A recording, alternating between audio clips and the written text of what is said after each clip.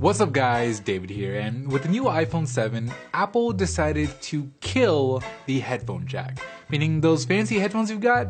Yeah, they're not gonna work with the new iPhone unless you carry around an adapter. Now, this move has obviously upset a lot of people. There's a bunch of people ranting on social media, there's memes, there's conspiracy theories, and in general, it seems like people just can't understand why Apple would do such a thing. So in today's video, we're gonna look at all the information we have, and as fairly as we can, we're gonna try to determine the real reason why Apple decided to remove the headphone jack. But before we do, I want to give a big shout out to Braintree Payments for sponsoring today's video. So developing your own mobile app can be complex, but integrating your payment option no longer has to be. With Braintree, your business can accept nearly every type of payment from any device with just one integration. Everything from pesos to PayPal to Android Pay and whatever new payment option comes next. Braintree's simple, flexible SDKs make your job and your payments easier. Learn more at braintreepayments.com/phonebook. Alright, let's get right into it. So during the iPhone 7's press event, VP of Marketing Phil Schiller went on stage and positioned the audio jack as this old technology that's been around since the late 1800s. Now, this is a smart move by Apple by angling it in this way, as generally speaking, we all know that newer technology is better than old technology, and the reminder of just how old the audio jack really is kind of primed us to be a little bit more accepting to what they had to say next. But a technology being old in and of itself isn't a reason enough to kill it. So Apple went on to give us their 3 reasons why they decided to remove the headphone jack. We'll go ahead and take a look at each one by one to see how each reason stands up on its own. Let's hear the first one. So first, we've shown that we can use Lightning for our inbox headphones and to adapt all the older devices through analog interfaces. And it is a great connector for doing that, and there's a very large base of users who can all take advantage of it. So Apple's first reason to killing the headphone jack is that they've shown that headphones can be used via Lightning, like the ones that they've included in the box, and that they have an adapter that lets you still use your older analog headphones. As a supporting reason, this might work, but on its own, it's not a real reason. Having an alternative that isn't any better than the current option doesn't warrant a change, and Lightning headphones aren't better. The sound quality will be roughly the same as they are with analog headphones, and this alternative comes with the problem of not being able to charge your phone and listen to music at the same time, as well as the inconvenience of having to carry around an adapter for older headphones. So I'm gonna throw out reason number 1, but let's hear reason number 2. Our smartphones are packed with technologies, and we all want more. We want bigger, brighter displays. We want larger batteries. We want faster processors. We want stereo speakers. We want Taptic engines. We want all of that. And it's all fighting for space within that same enclosure. And maintaining an ancient, single-purpose, analog big connector doesn't make sense because that space is at a premium. Okay, so Apple's second reason for killing the headphone jack is that the headphone jack takes up a lot of that precious internal space that can be otherwise used for other tech. This sounds a little bit more legit. In fact, I did some digging and found that in an interview with BuzzFeed, an Apple executive explained this second reason in more detail. He said that historically, at the top of iPhones, they had a small circuit board called a driver ledge that drives the iPhone's display and backlight.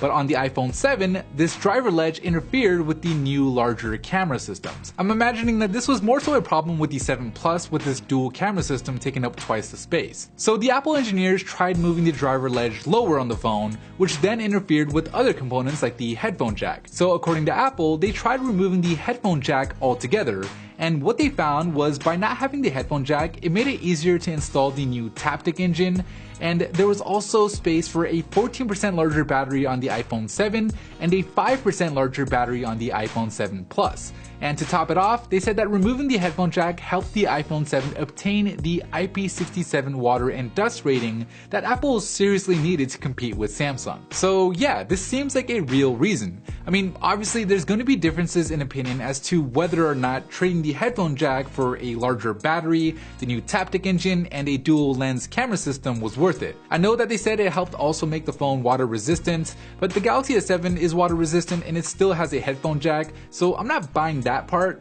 But as for the other features, I'll take Apple's word for it. But let's move on and hear Apple's third reason. And third, and I think this is most important of all, when you have a vision of how the audio experience can be, you want to get there as fast as you can and make it as great as it can be. And we do have a vision for how audio should work on mobile devices. And that takes us to our next feature. Wireless. Okay, so Apple's third reason to killing the headphone jack is that Apple believes wireless is the future. In fact, there have been reports supporting this, showing that sales of Bluetooth headphones outnumber the sales of wired headphones. But again, while this may work as a supporting reason, by itself it isn't enough to be considered a real reason. I mean, what does the future being wireless have to do with removing the headphone jack? The Galaxy S7 can be charged wirelessly, but you don't see Samsung removing the charging port. So while I agree that wireless is the future, I'm gonna have to throw out reason number 3, but let's keep listening to see where they were going with this vision of a wireless future. So that is why today we are so excited to show you a new product from Apple called Apple AirPods. Oh, a pair of $160 AirPods. How convenient. Especially when you take into consideration that in that same BuzzFeed interview we were talking about earlier, an Apple exec said that the AirPod project was started at the same time as the Apple Watch project. I'm not sure if he was talking about the first Apple Watch or the second, but if he was talking about the first one, which it kind of sounds like he was, why didn't the AirPods come out sooner? It's not like the AirPods only work with the iPhone 7, as according to Apple's own website, they're compatible with older headphone jack equipped iPhones.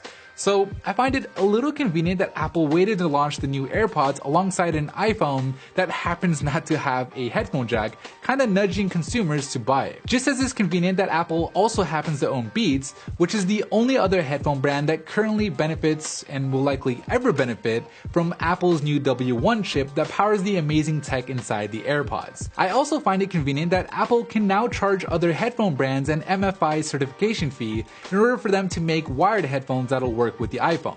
That's a huge market of people, and it'll definitely cut into third-party headphone makers' profit margins while simultaneously giving Beats even more money for celebrity endorsements. Now, there's technically nothing wrong with any of this. It's just good business. In fact, it's great business. Apple didn't spend $3 billion on Beats for nothing. But when you ask why Apple killed the headphone jack, out of the 3 reasons that Apple gave us, the only one that makes any real sense is freeing up internal space. And then there's that unstated business reason why Apple may have killed the headphone jack.